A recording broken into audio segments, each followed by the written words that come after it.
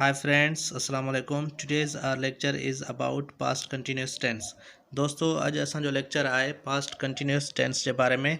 सभ खां पहिरियां असां ॾिसंदासीं definition of past continuous tense. Past continuous tense that described action on going in past. ऐं सिंधी में सुञाणप आहे रहियो हुयसि, रहिया हुआ, रही हुई, रहियूं हुयूं, रही हुयसि, रहियो हुयो. ऐं असांजो वर्ब ईंदो प्रेजेंट पार्टिसिपल याने बेस फॉर्म सां गॾु इंग फॉर्म. उन खां पोइ हेल्पिंग वर्ब आहे असांजो वाज़ एंड वर. सभ खां पहिरियां असां ॾिसंदासीं वाज़ छा सां इस्तेमालु थींदो आहे. असां वाज़ खे इस्तेमालु कंदा आहियूं आई सां आई वाज़, ही सां ही वाज़, शी सां शी वाज़, इट सां इट वाज़ या सिंगुलर नाउन आर प्रोनाउन सां इस्तेमालु कंदा आहियूं. उन खां पोइ असां ॾिसंदासीं वर खे छा सां इस्तेमालु कंदा आहियूं. वर खे इस्तेमालु कंदा आहियूं यू सां यू वर, वी सां वी वर, दे सां दे वर, प्लूरल नाउन आर प्रोनाउन सां गॾु इस्तेमालु कंदा आहियूं. यानी कि वाज़ सिंगुलर सां, वर प्लूरल सां. उन खां पोइ असां ॾिसंदासीं structure of sentence. Structure of sentence में सभ खां पहिरियां असां रखंदा आहियूं सब्जेक्ट, पोइ रखंदा आहियूं हेल्पिंग वर्ब, पोइ रखंदा आहियूं असां fourth form of verb plus object. हाणे ॾिसो असांजो जुमिलो आहे शागिर्द सबक़ु पढ़ी रहियो हो, उहे किताब ख़रीद करे रहिया हुआ. हाणे शागिर्द सबक़ु पढ़ी रहियो हो, student was reading a lesson, उहे किताब ख़रीद करे रहिया हुआ, दे वर बाइंग बुक्स. इहे हुआ असांजा असर्टिव सेंटेंस याने बयानी जुमिला. हाणे ॾिसंदासीं असां structure of negative sentence. Subject plus helping verb plus not plus fourth form of verb plus object.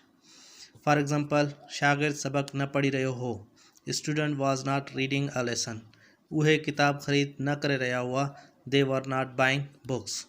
हाणे असर्टिव खां नेगेटिव में चेंज करण जे लाइ सिर्फ़ु ऐं सिर्फ़ु असां हेल्पिंग वर्ब सां गॾु नॉट जो इज़ाफ़ो कंदा आहियूं.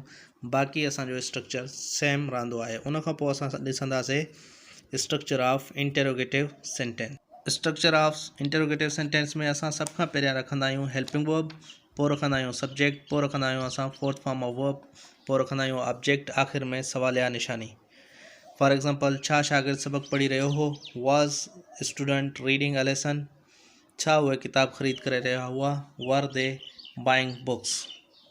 इहे हुआ असांजा सवाली जुमिलो. सवाली जुमिलो सिर्फ़ु ऐं सिर्फ़ु असां बयानी जुमिले मां हेल्पिंग वर्ब खे ॿाहिरि कढी रखंदासीं ऐं आख़िर में सवाली निशानी ॾींदासीं.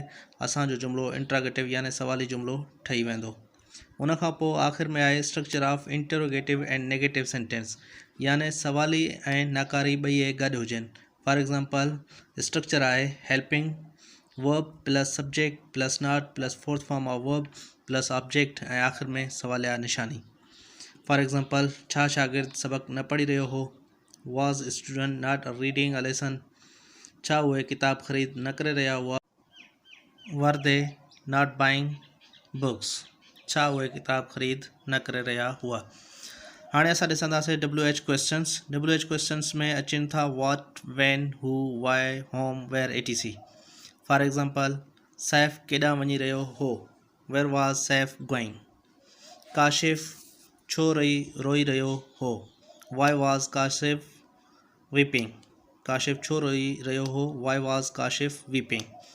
उन खां पोइ असां हिकिड़ो जुमिलो खणंदासीं जंहिंखे काइंड्स ऑफ सेंटेंसिस में चेंज कंदासीं. फॉर एग्जांपल हू कार हलाए रहियो हो, he was driving a car, हू कार न हलाए रहियो हो, he was not driving a car, छा हू कार हलाए रहियो हो, was he driving a car, छा हू कार न हलाए रहियो हो, was he not driving a car.